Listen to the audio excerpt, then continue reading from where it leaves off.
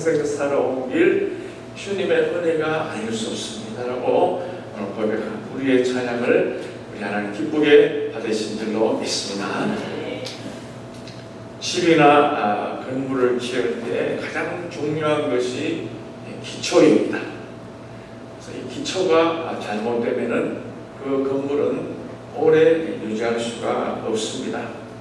그러나 이 기초의 소중함은 평소에는 또 잘 드러나지를 않습니다. 왜? 이 기초라는 것, 이 파운데이션이라고 하는 것은 이것이 지하에 묻혀있든지 땅속에 묻혀있기 때문입니다. 그렇지만 홍수가 난다든지 지진이 일어날 때 그때는 그 차이점을 분명하게 우리가 볼 수가 있습니다. 그래서 아무리 겉모양이 화려하게 보여도 기초가 허술하면 안 되는 것입니다. 견고한 기초 위에 세워진 집은 어떤 일이 있어도 흔들리지가 않습니다. 실제로 일본 도쿄에 제국 호텔이라고 하는 임페리얼 호텔이라고 하는 호텔이 있었습니다. 이 건물은 1920년대 초에 지어진 건물인데 이 건축물을 누가 지었느냐? 미국 사람 프랭크 로이드 라이트라고 하는 사람이 이 호텔을 건축을 하게 되었습니다.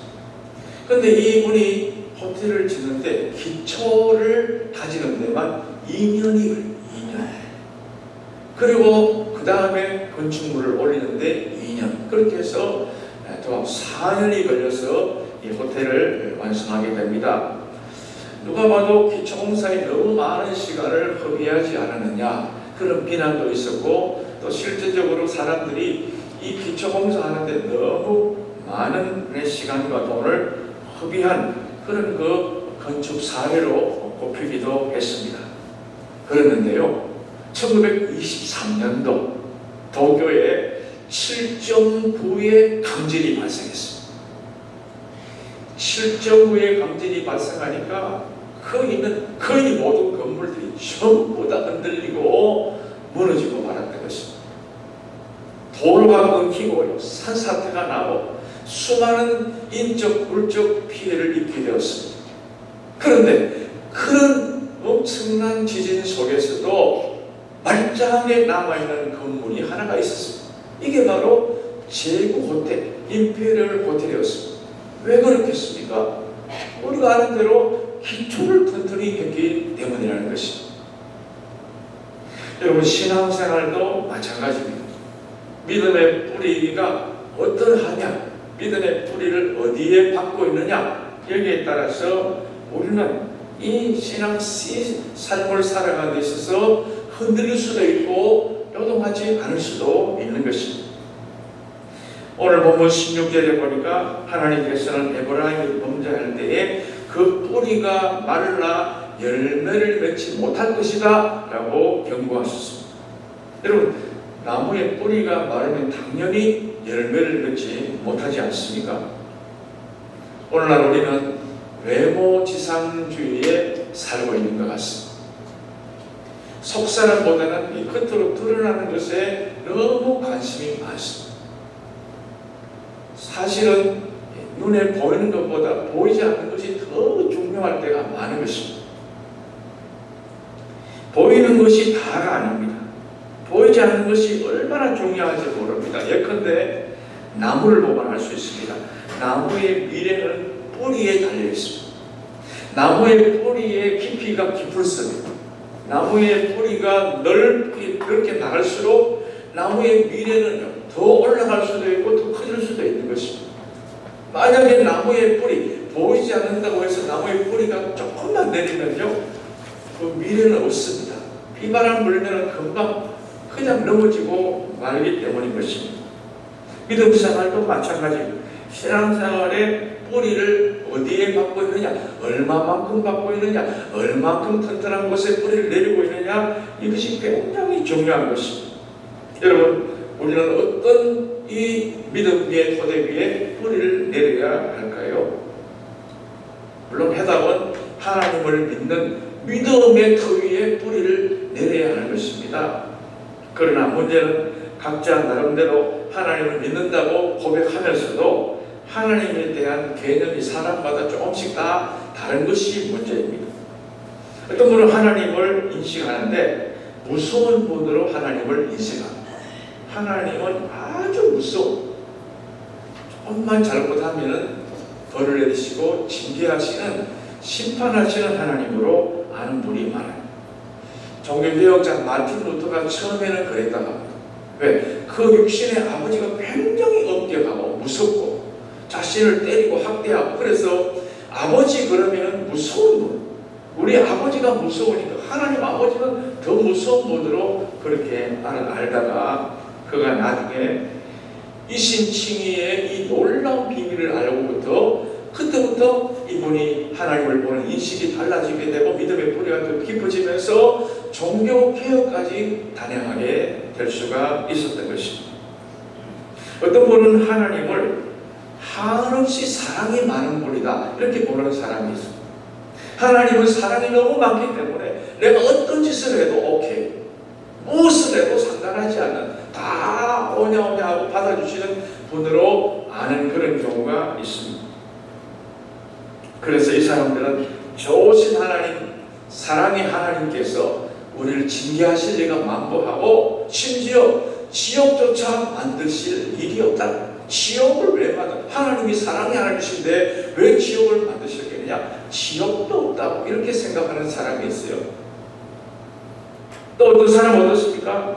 하나님을 복 주시는 분으로만 생각하는 사람이 있습니다. 그래서 교회를 복만 빌러 나오는 그런 경우가 있다는 것입니다.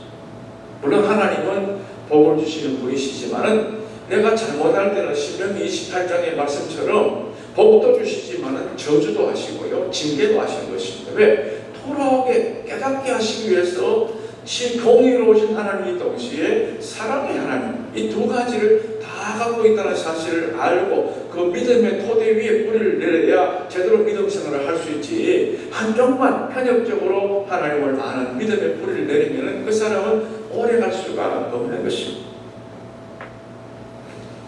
나름대로 하나님을 다 믿는다고 하면서도 실제 믿음의 내용들이 이렇게 조금씩 다릅니다. 그래서 단순히 하나님을 믿는다는 고백만으로는 충분하지가 않습니다.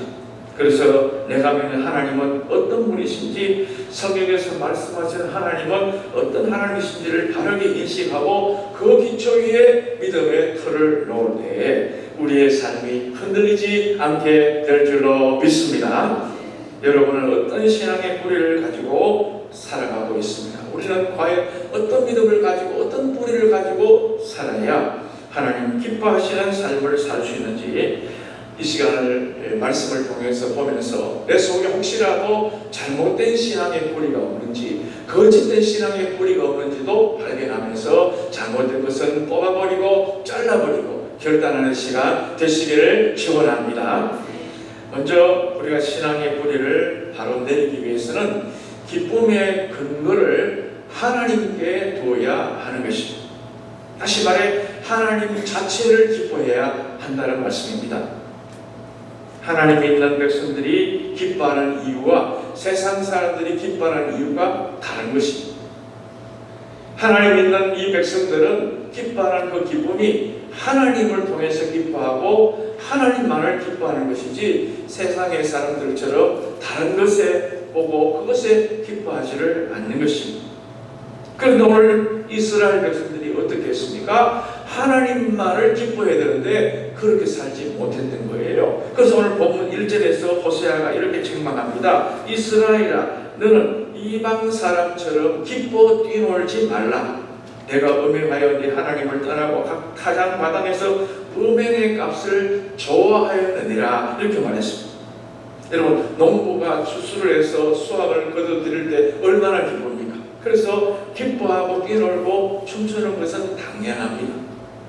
그러나 호세아는 왜 기뻐 뛰놀지 말라고 말했을까요? 이런 이 축제의 형태에 대해서 말하는 것이 아닙니다. 그래서 보다 더 깊은 아주 문제를 지적하는 말씀입니다. 오늘 본서에서 이스라엘 백성들이 기뻐 뛰놀았다라고 말하는 것은 그 기뻐 뛰는 이유가 뭐냐? 그들의 손에 있는 수확물 때문에 기뻐했다.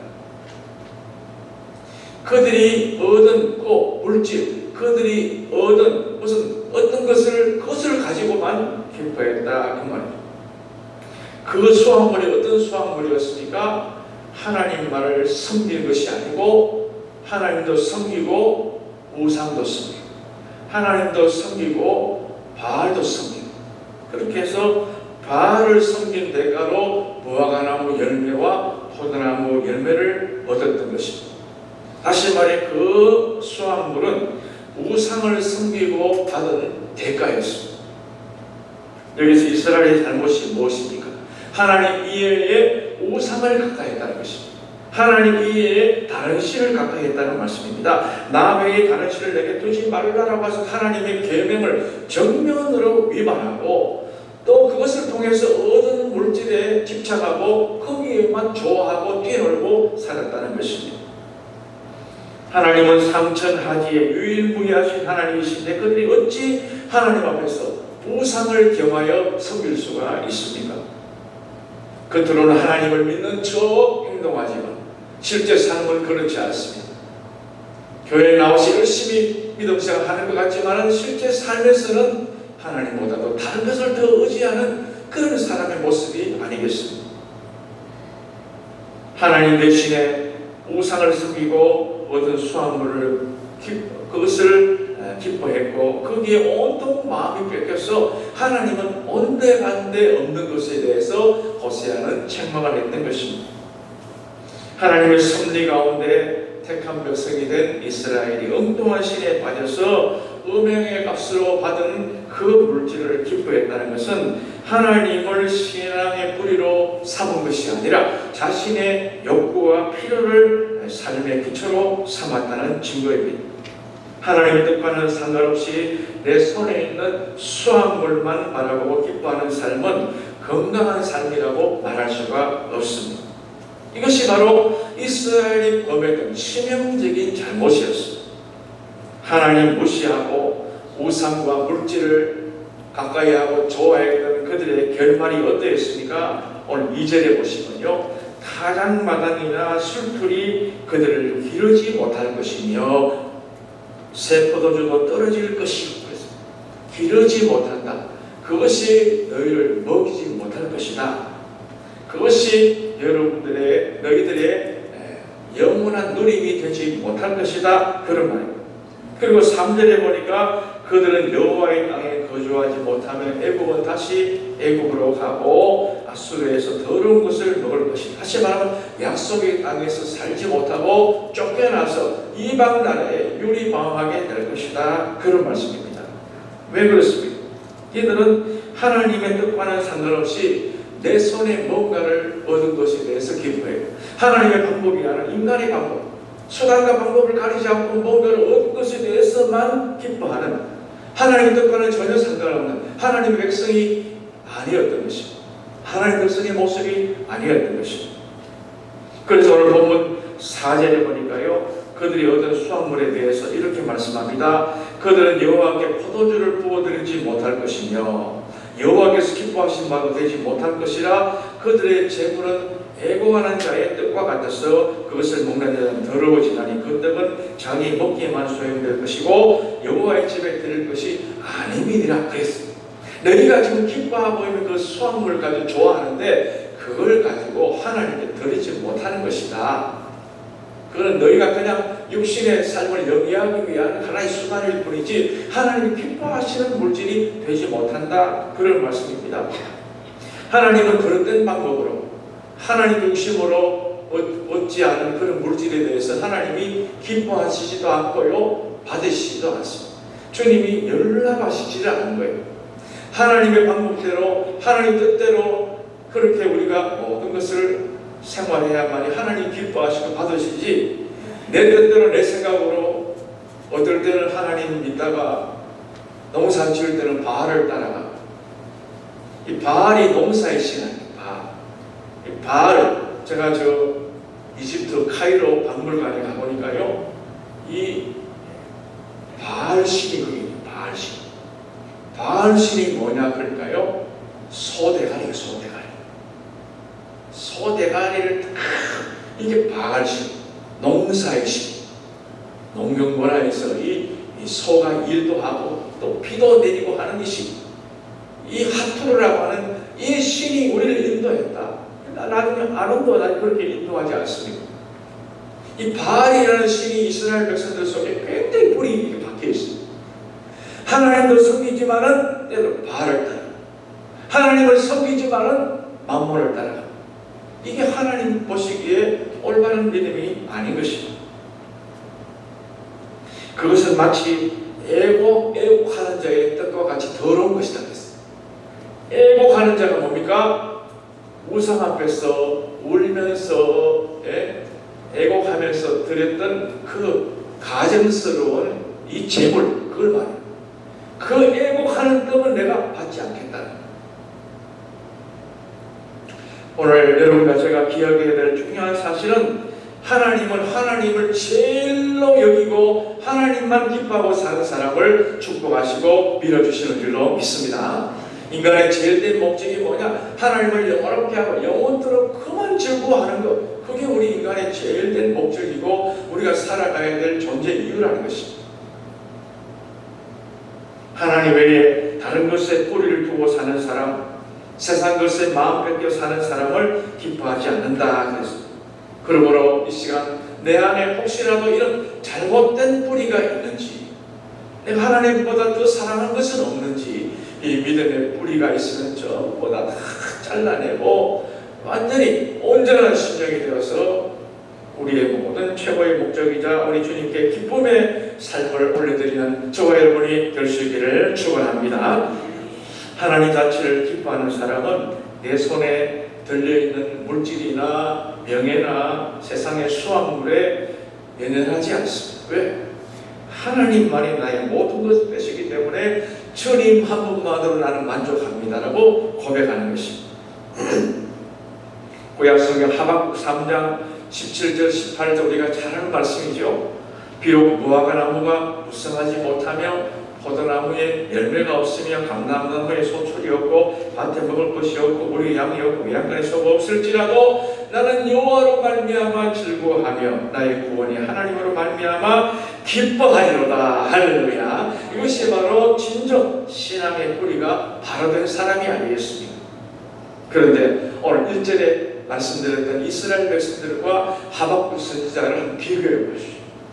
이 이스라엘 백성들은 하나님 위에 다른 것을 의지하고 얻은 수확물에 대해서 무화과 열매, 포도나무를 가지고 그렇게 기뻐하고 정신 못 차리고 그렇게 좋아했지만 이 하박국 선지자는 도리어 없는 것, 무화과나무 열매가 없고 포도나무 열매가 없고 우리 양이 없고 외양간에 송아지가 없고 밭에 소출이 없고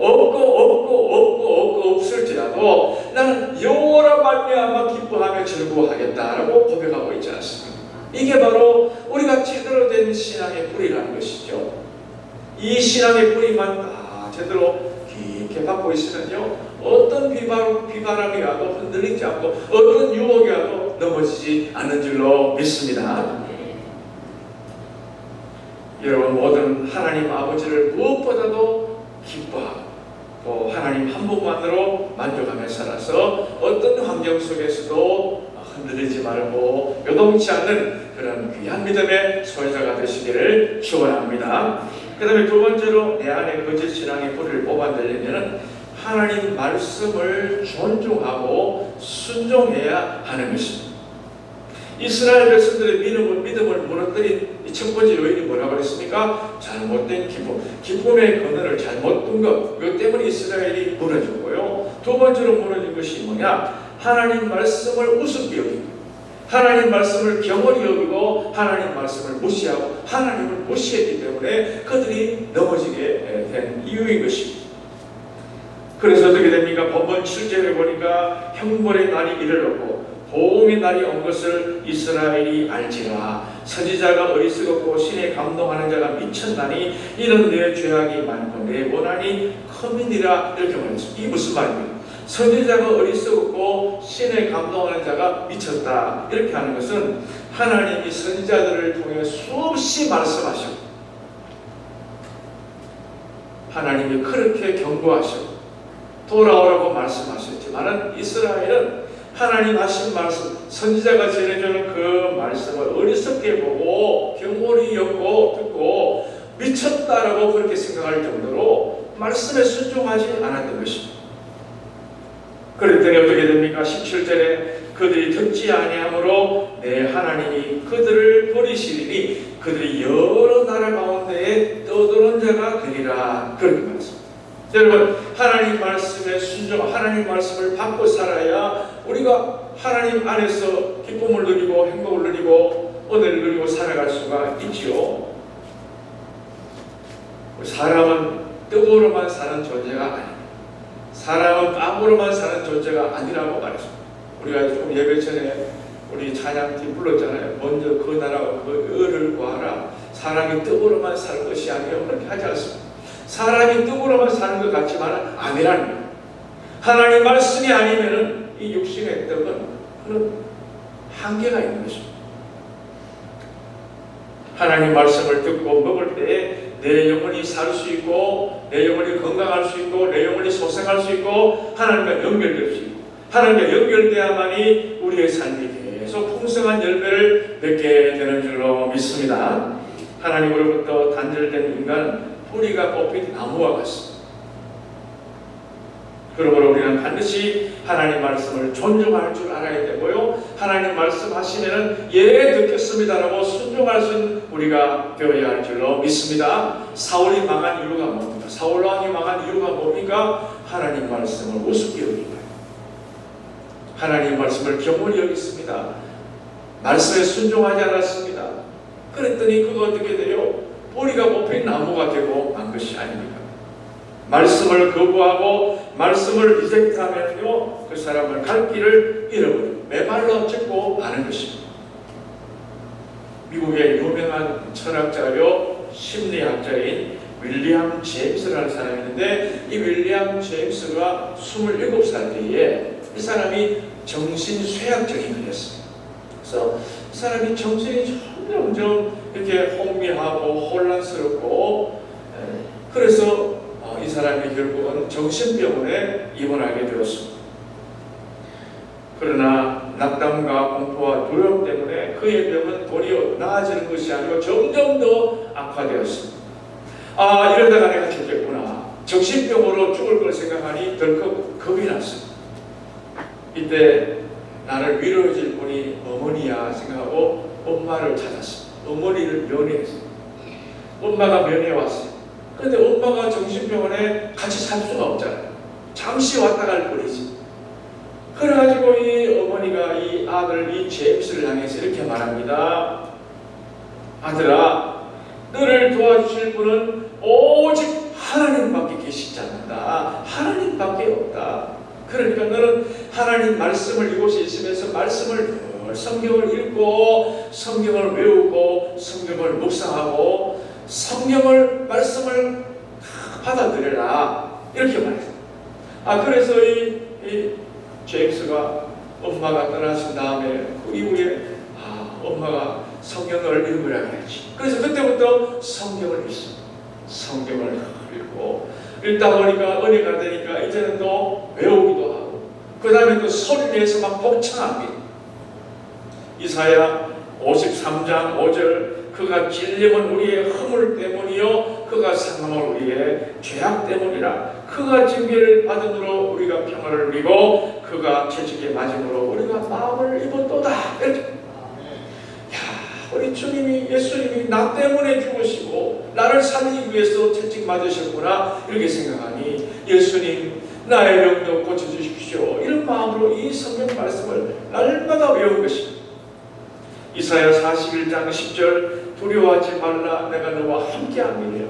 놀라지 말라 나는 내 하나님 때문이라. 내가 너를 굳세게 하리라. 참으로 너를 도와주리라. 참으로 나의 의로 오른손으로 너를 붙들리라.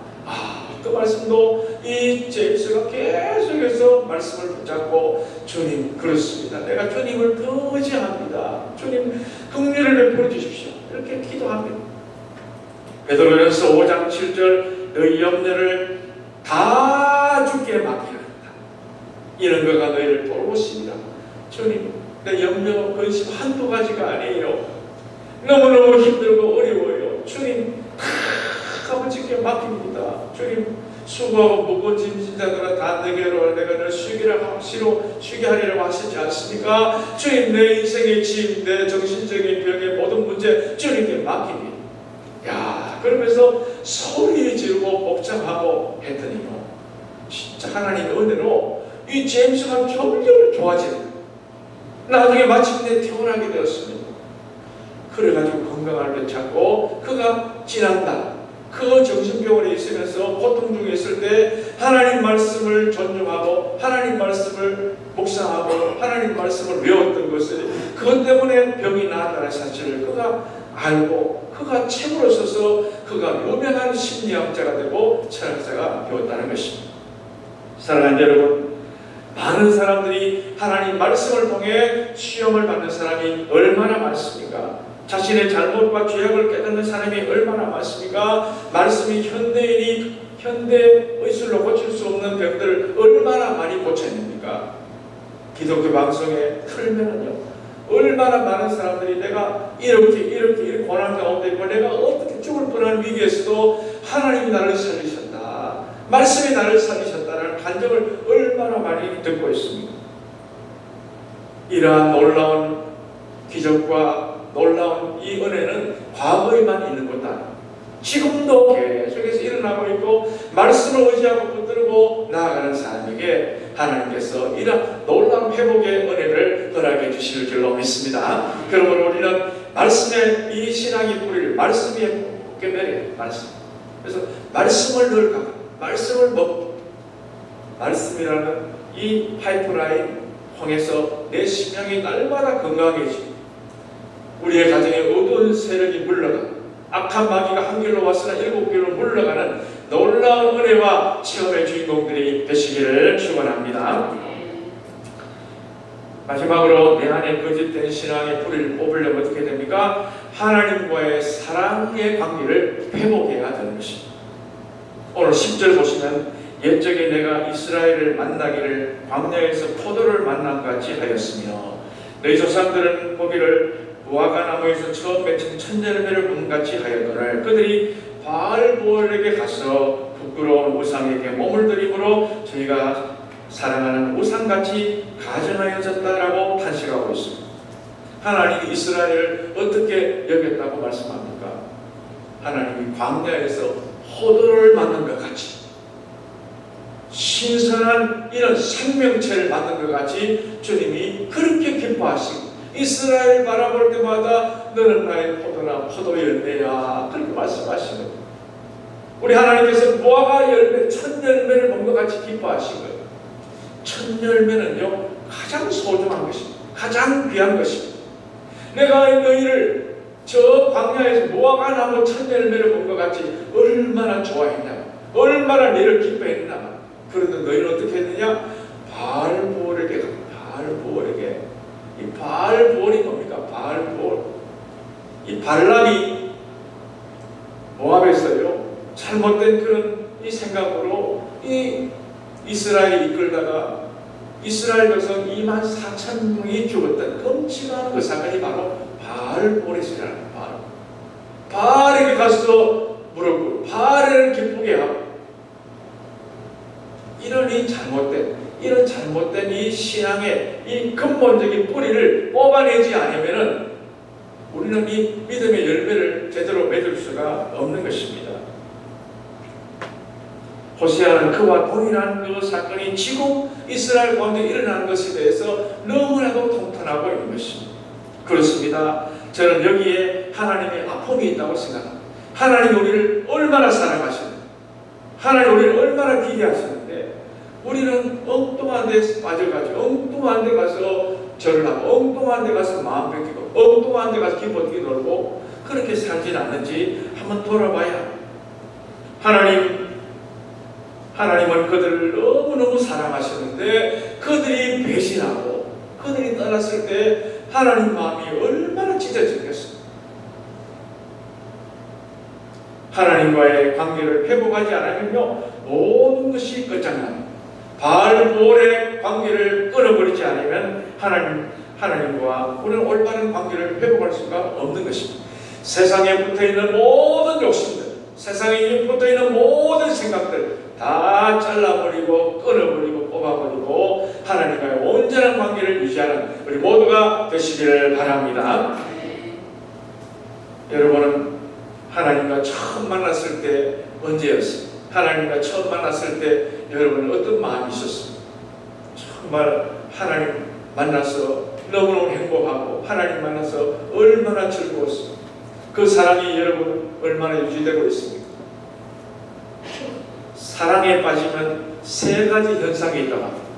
사랑에 빠진 사람의 특징이, 첫 번째는 사랑에 빠지면요, curiosity, 호기심입니다. 호기심.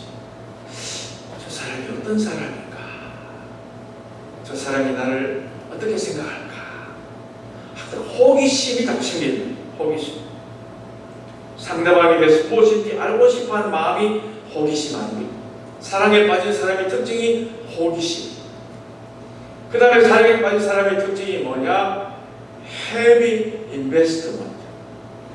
뭐 귀한 것을 다 투자해도 아깝지 않는 거예요. 뭔가를 다 주고도 더 주고 싶고 보고 또 보고 싶고 오가면 그 집 앞을 지나가고 또 지나가고 자꾸 그러지 않습니까? 뭘 다 줘도 아깝지 않은 거예요.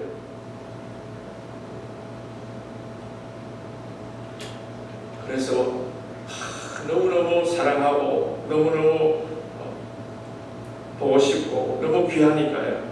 어떤 사람은 별을 따다가 그대 두 손에 들이리 이렇게 말. 별을 따다가 주고 싶은 마음도 그만큼 내가 고생해도 내 귀한 걸 다 주고 싶다.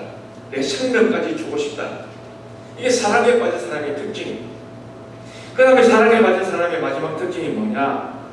indescribable feeling. 형언할 수 없는 감정. 말로 표현할 수 없을 만큼 가슴이 뛰고 설레는 현상. 이걸 가리켜서 indescribable feeling이라고 그렇게 말합니다. 그렇지요. 하나님과 우리의 이 관계가, 하나님과 우리의 이 사랑이 이렇게 회복되어야 되지 않겠습니까? 주님 그러면 호기심이 있으니, 주님 그러면 더 봉사하고 싶고, 더 교회 가고 싶고, 더 예배 드리고 싶고, 주님 그러면 말할 수 없는 밀려오는 그런 놀라운 그 은혜와 감정이 찾아올 때, 이게 바로 하나님을 사랑하는 증거가 아니겠습니까? 사랑하는 여러분, 세상의 것은 금방 지나요. 세상 것은요, 일장춘몽이라고 하죠. 세상 것은 다 물거품과 가까운 일시적 짧은 행복이 짧은 영원한 행복이 아닌 것입니다. 세상에서 무엇이 가장 소중합니까? 무엇이 가장 중요한데, 무엇이 가장 소중한데, 무엇 때문에 화내고, 무엇 때문에 다투고, 무엇 때문에 시험 들고, 무엇 때문에 불평합니까? 더 중요한 것이, 근본적인 것이 있는데 그걸 붙잡지 못하고 엉뚱한 데 빠져가지고 세월 다 보내고 앞으로 살 날이 지금까지 산 날보다도 더 짧은데 그렇지 않습니까?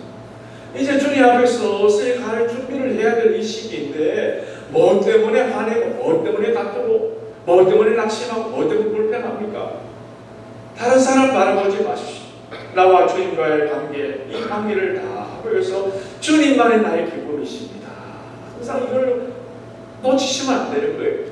말씀이 최고입니다. 주님 말씀하실 때 내가 한 말씀이라도 붙잡고 순종하겠습니다.